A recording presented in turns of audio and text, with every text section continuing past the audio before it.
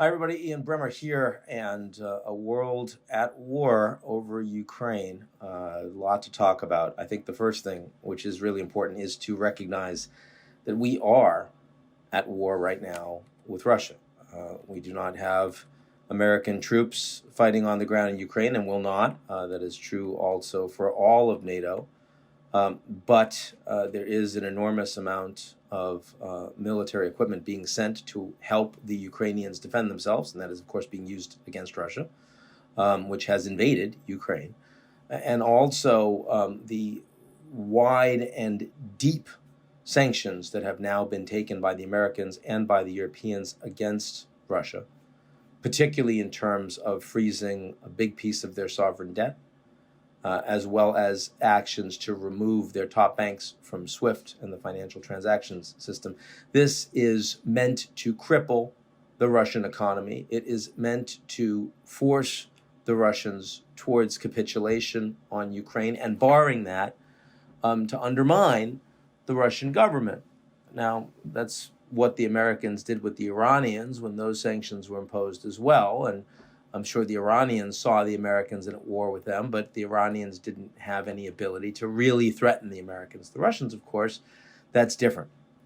And so I do think it's important to understand that from Putin's perspective, his interest in lashing out, not just in consolidating control over Ukraine, but also in causing damage to the West, I think is now something that is serious, is significant, and we should be thinking about, potentially in terms of cutting off energy supply for a period of time in the winter, even though that would cause further economic damage in Russia, certainly in terms of cyber attacks and disinformation attacks against the United States, against the Europe more broadly, and potentially in terms of harassing NATO ships, aircraft on borders, accidents, I say, these sorts of things that are indeed very deeply dangerous and potentially escalatory.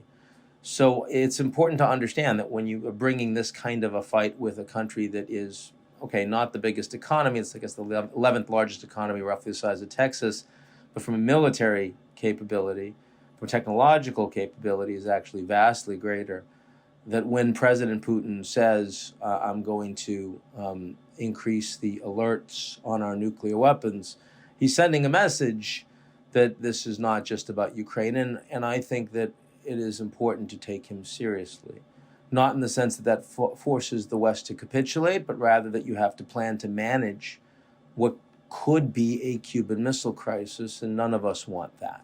None of us want that.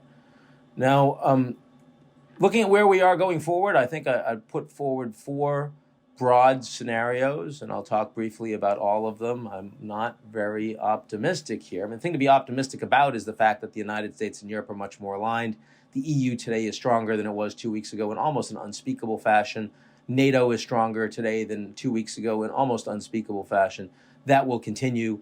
Germany is much more committed to the European and the transatlantic security order than they were before. That's all the positive news.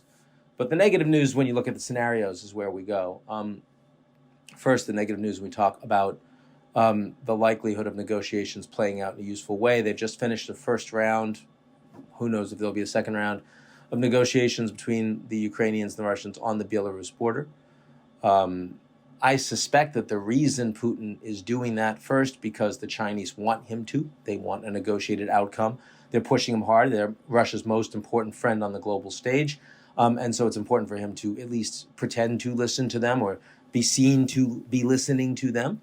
And also that if the Russians feel like they need to attack Ukraine much more broadly and kill a lot of civilians, which they have not done thus far. They've generally not been targeting civilians so far. That has the potential to be extremely unpopular inside Russia, including with people that are quite close to Putin in the military vertical and the security vertical. And that is a danger. And so they need to justify it, or try to justify it. And one way to try to justify it would be going through these talks, having them fail. Another would be potential false flag attacks. We'll see where that goes. So I think the likelihood that negotiations succeed are low. They're just far apart, these sides, very far apart. The Russians would have to pull all the troops out. that have to go back to the Minsk agreement, that have to no longer recognize the independence of the broader Donbass. It is very hard to see Putin doing that, especially because doing that, given the damage that's already been wrought upon his economy, would show a lot of weakness domestically to someone that probably has a lot of enemies. And that's a dangerous thing to do when you know that the alternative to being in office is probably dead. So there's a lot at stake for Putin here in not being seen as failing at the biggest and boldest act, also most evil, that he's taken since he's become president. Okay, so that's the negotiating scenario. Then another scenario would be that he backs down. Negotiations don't work and he backs down. I'm skeptical on that for the same reason, though, I mean, it is conceivable that, as a bully getting punched in the face, kind of like when the Iranians had been escalating, and the Americans didn't really do anything. And then finally the Americans had enough, and President Trump decides that he's going to kill Soleimani, the head of the Iranian defense forces. And the Iranian response was nothing, because they kind of knew that any escalation was really going to be the end of them. It's possible that Putin recognizes that and is willing to take the risk at home. It's more likely that happens if he's able to maintain strong consolidation of power at home, but it's possible. That would be the second option. I think that's more likely than negotiations succeeding, but still relatively unlikely. A third is that Putin's forced out. And that's not likely at all right now, but it could become more likely. A couple things that could make it more likely. First, watch the Russian troops, because they're being asked to fight against Ukrainians. And in many cases, they'll have neighbors, relatives, friends that are living there. In many cases, especially as we start talking about killing civilians, you're going to see soldiers lay down their arms. You'll see bomber pilots defect. If that happens in large number, the impact that will have on Ukraine's position in social media, as well as in Russia, even if they try to shut everything down, could be severe. So that's one way that you could start to see significant challenges that would then manifest themselves into Russia and around Putin. A second would be if the demonstrations get to be a lot bigger on the ground. We've seen 6,000 Russians so far that have been arrested. I'm sure those numbers will go up that have been participating in anti-war demonstrations. They'll go up because now we have anti-war and the economy imploding.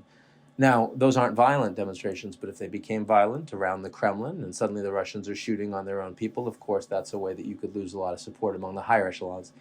And then finally, there's the oligarchs. And there are several oligarchs that are being very careful in not opposing Putin, but saying they don't really support the war. They wish they could find a climb down. Roman Abramovich, who is an oligarch that is somewhat close to Putin, not one of the closest, nonetheless trying to facilitate negotiations. So that's interesting. And those are not a fundamental threat to Putin, but nonetheless is an interesting way of seeing, sort of which way the wind is blowing. And then finally, of course, the security vertical itself, the people on the Security Council who all were on television last week, all saying to a man, yes, Mr. Putin, we'll support you no matter what. A couple, including the head of the security services, saying maybe we should work on negotiations, Putin cutting him off and showing he has power. Right now, again, seems like a very strong group, but again, the consequences of even being seen to consider sedition is you're dead. So we got to watch that group carefully, and if any of them are suddenly removed or we don't hear from them for a while, that would also be very interesting. So that's the third scenario. And then the final scenario is he escalates. And right now that seems the most likely. Right now it seems like you're going to see a lot more bombing of Kiev. You've got thousands more troops that are streaming into the country still. You've got a lot more military capacity in terms of equipment, including this massive 4-mile column that's streaming towards Kiev. And I do think that for Putin it is removing Zelensky, especially now that he's become this global folk hero. And that requires a lot more civilian damage in Kiev. So for now, at least, I think we're heading towards more escalation. We'll see what that means. Of course, the danger is that the worse that gets, the more you've broken the relationship between the U.S., Europe, and Russia in a way that is truly irreparable, and in a way that implies, remember, for the last 30 years, we've talked about a peace dividend from the Cold War, a peace dividend that we all benefited from. It's gone now. So now we're living in a world without that peace dividend. What does that mean? How much is that going to hurt us? We're about to find out.